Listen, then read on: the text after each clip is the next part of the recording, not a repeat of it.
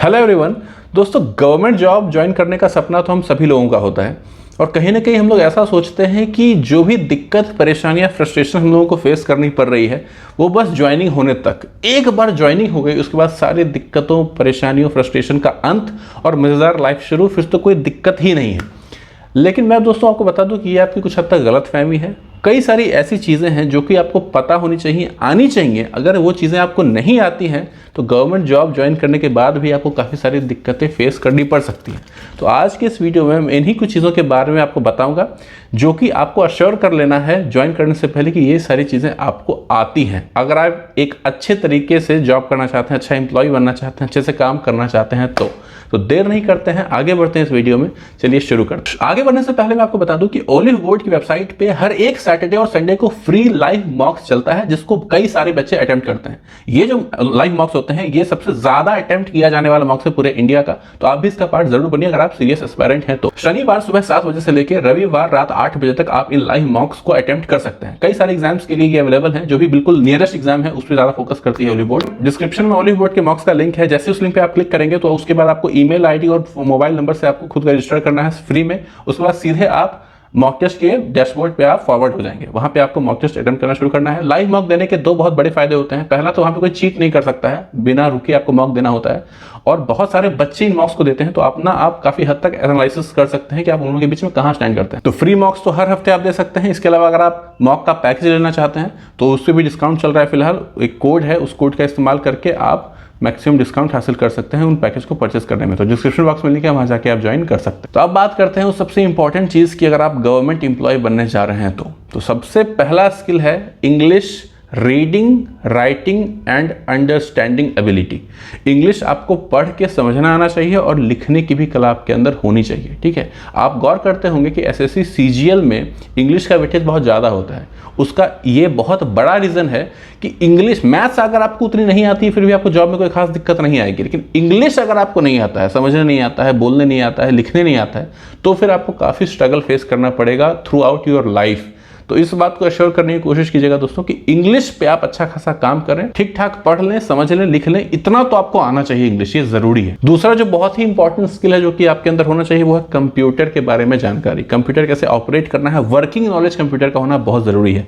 MS Word, Excel, PowerPoint क्या होता है, इंटरनेट के बारे में आपको जानकारी होनी चाहिए। ठीक है, कभी ना बेसिक चीजें जो होती है कंप्यूटर के बारे में, कंप्यूटर कैसे ऑपरेट करते हैं उसकी नॉलेज आपको होनी बहुत जरूरी है। डे 1 से ही आपको कंप्यूटर पे काम करना पड़ सकता है और ऐसे केस में अगर आप कंफर्टेबल नहीं हो कंप्यूटर के साथ तो आपको बहुत दिक्कत फेस करनी पड़ेगी। और ये सब ऐसी चीजें हैं जो शायद आपको ट्रेनिंग में भी नहीं बताया जाएगा, क्योंकि वो लोग ऐसा मान के चलेंगे कि कंप्यूटर इतना तो आता ही होगा इसको। तो अगर आपको कंप्यूटर नहीं आता है तो कंप्यूटर पे भी आपको कमांड होना चाहिए। तीसरा जो इंपॉर्टेंट स्किल है दोस्तों वो है जीके एंड करंट अफेयर्स। आपका जीके, करंट अफेयर्स जो टॉपिक्स होते हैं वो सब आपको पता होना चाहिए। क्या देश में चल रहा है, क्या देश में हुआ है या दुनिया में क्या हुआ है। ये आपके पर्सनैलिटी को बहुत ज्यादा इन्हेंस करता है। ऑफिस, जिस ऑफिस में आप काम करोगे, जो कलीग्स होंगे आपके, उसके साथ आपको मिलने जुलने, उठने बैठने में, बातचीत करने में, उसके साथ बॉन्डिंग बनाने में आपको ये चीज़ बहुत ज़्यादा हेल्प करेंगी। अगर आपको कोई इंटरेस्ट नहीं है करंट इवेंट्स के बारे में जानने का, न हिस्ट्री में क्या हुआ है या फ्यूचर में क्या हो सकता है, आपको कुछ इससे मतलब नहीं है, पॉलिटिक्स में क्या हो रहा है, स्पोर्ट्स में क्या हो रहा है, तो ऐसे में क्या होगा कि आप महसूस करोगे कि ग्रुप के जो कलीग्स हैं आपके, उससे आप अलग हो, मतलब काफी कटा हुआ फील करोगे, अकेले अकेले आप रहोगे क्योंकि आपके पास बात करने के लिए कोई कंटेंट है नहीं। तो ये 2-3 चीजें काफी छोटी चीजें हैं, कोई शायद इसके बारे में बात भी नहीं करेगा, लेकिन मैं जानता हूं कि इसका इंपॉर्टेंस क्या है, मैं समझता हूं। इसलिए मैंने अभी आपको बताया कि अभी से ही आप कुछ हद तक इस पे आप काम करना शुरू कीजिए और जब आप ज्वाइन करेंगे उसके पहले आप अच्छी खासी स्थिति में होंगे अगर आप अभी से ध्यान देते हैं तो। अब ऐसा नहीं है कि अगर आप मान लीजिए किसी को नहीं भी पता है, आपने ज्वाइन कर लिया, आपको ये सब चीज़ें नहीं भी पता है तो आप काफ़ी अंडरमाइन रहोगे, आप थ्रू आउट स्ट्रगल ही करते रहोगे। ऐसा नहीं है, वक्त के साथ तो आप सीखोगे ही, लिखना भी सीख जाओगे, इंग्लिश, जीके भी आप पढ़ लोगे, काफ़ी कुछ कंप्यूटर का तो नॉलेज हो ही जाएगा।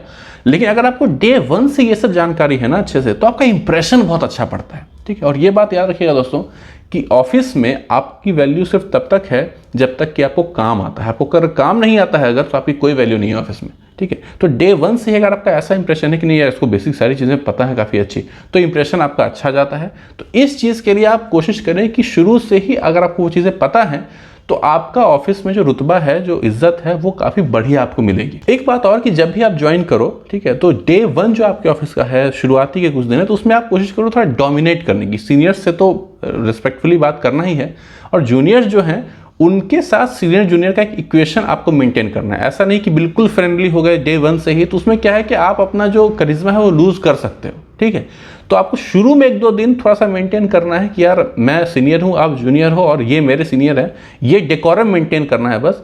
बाद में आप जितनी भी दोस्ती करोगे ठीक है, लेकिन शुरू में जो इंप्रेशन आप बनाओगे वो थ्रू आउट रह जाता है, इस बात का आपको ध्यान रखना है। तो जो भी बिहेवियर आप अपने लिए चाहते हो, आप कोशिश करो कि शुरुआत के 1-2 हफ्ते जब आप ज्वाइन करते हो तो वो वैसा ही बिहेवियर आप भी मेंटेन करो, ताकि आपको वैसा बिहेवियर मिले भी।